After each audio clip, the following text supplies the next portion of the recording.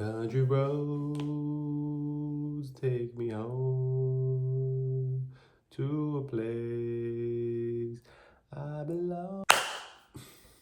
What's up, guys? Okay, so today we're gonna be talking about adding some pizzazz to your strumming patterns, okay?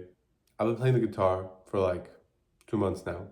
So I basically realized that with any song, if you just take the strumming pattern and switch it up to however you want, as long as you keep the beats, right? You play in the same beat, same rhythm. But if you just switch up the strumming pattern slightly here and there, you miss a down or up strum or whatever, you make it your own. Especially with songs that have repetitive strumming patterns, like just up and down, up and down, up and down.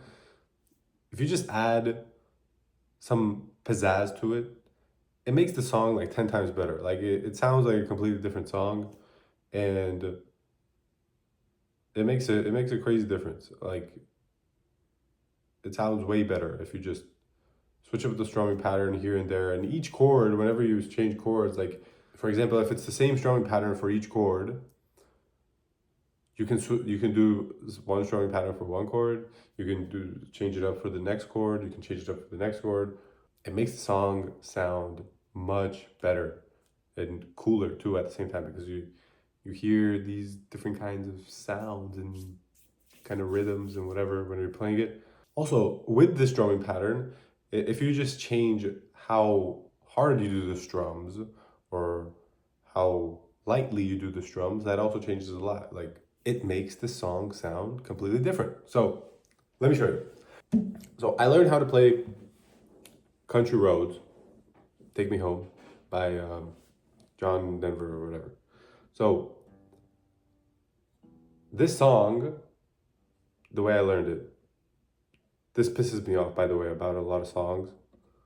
There's like 20 different ways to play each song. Like I looked up how to play the song. One person was like G, D, E minor, and C chord. Some others had like bar chords, like F chords, and I'm like, what is going on? What is going on? Like, how was it? I don't know. But okay, the way I learned it, okay, and it sounds like the song, I don't know. It's first a G chord, then it's a D, then it's E minor, and then it's a C. Okay? So, and the strumming pattern, the initial way I learned it, is the same for each chord. And I think it's like 2 beats for each chord, but this was the strumming pattern I learned. It was like a down strum, and then you kind of take like a small pause, and then you go.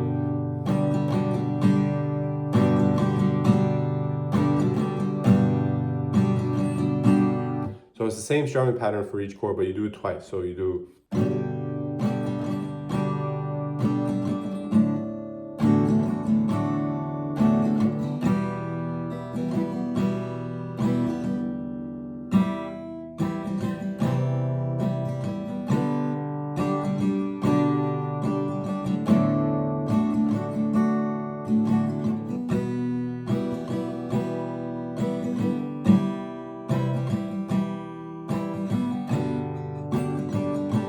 So my point is, when you just do the same strumming pattern over and over again, like especially this song has lots of ups and downs just over and over again, and it sounds like the same thing over and over.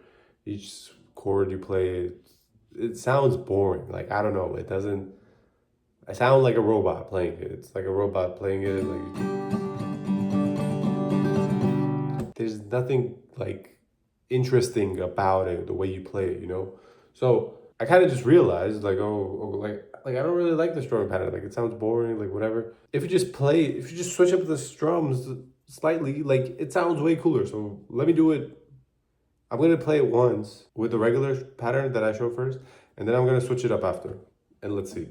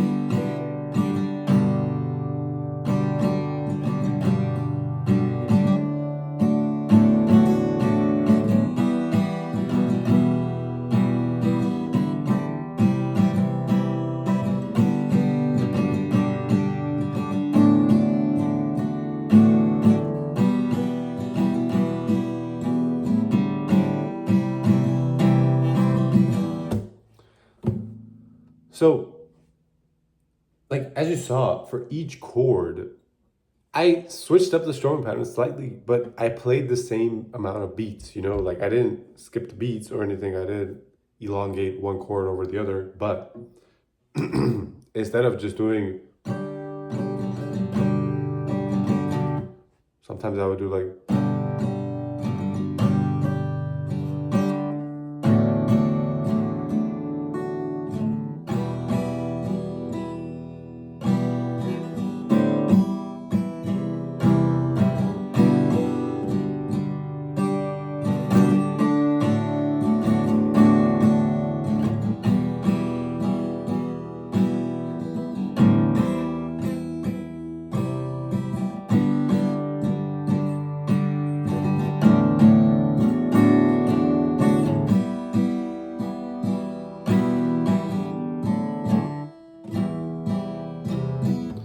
but I don't know, it completely changes everything, in my opinion. It's like such a small thing, but it changes everything. Like this is just so boring. But when you switch up the pattern and sometimes you go boom, sometimes you take a pause, like it's like you can put a lot of creativity into it, even though it's a very simple thing, and it makes the playing much cooler. It makes it also a lot more fun. Instead of just repeating the same thing over and over again, you can just strum it whatever way you want as long as you play the same beats. It makes the song so much cooler, so much cooler. Um, Now, like some songs, it's harder to do, especially if like this song is perfect because it has a lot of strumming, a lot of the same strumming, and it has like long beats, so you can kind of flow into it, do whatever you want, you know. But if there's less beats, you kind of have to keep like a couple of strums in there. Like for example, when I play "Not Gonna Have His Door," it's a little harder to do because like for example on the G chord, it's like three strums and then you have to move to the next one. So I usually do like,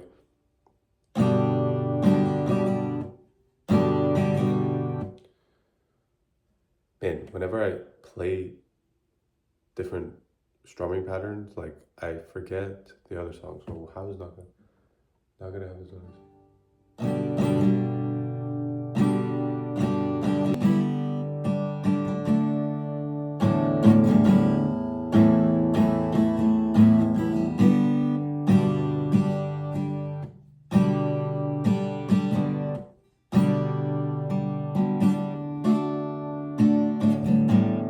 Like it's for not gonna have his door. It's kind of hard to switch it up. Like when you play the A minor, the third chord, A minor or the C, it's easier. It's a longer chord, so maybe there you could do some switch ups. But I don't know, from the G to the D, if you do it with this amount of beats, it's a lot harder. So obviously you can't do this with every song.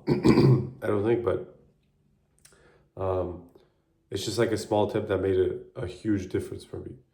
That's pretty much it, guys.